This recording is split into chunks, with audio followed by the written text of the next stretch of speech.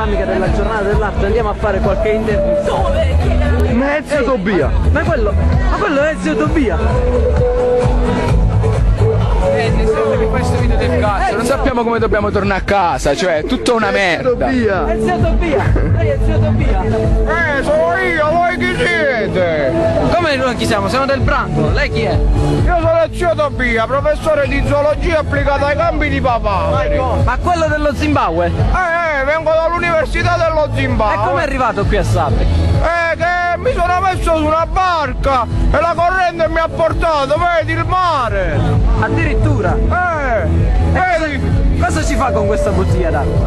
Che questa è l'acqua del mare, è finito il vino e mi sono bevuto questa. No! Come mai è di plastica? Non lo so, però mi hanno dato la plastica.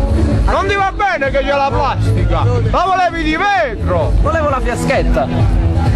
Non c'era la fiaschetta, c'è rotta! Che mi ha pigliato uno squalo nel mare!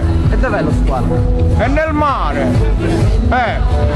Ma noi stiamo facendo alcune domande anche alla gente riguardo la situazione di crisi. Lei cosa ne pensa? Continua a pensare che siano ancora i cavalli?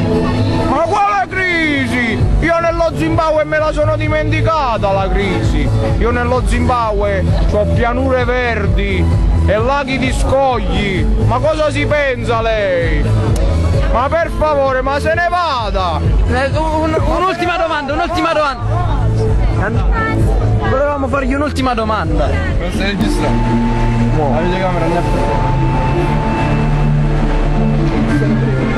te. La videocamera non è per te.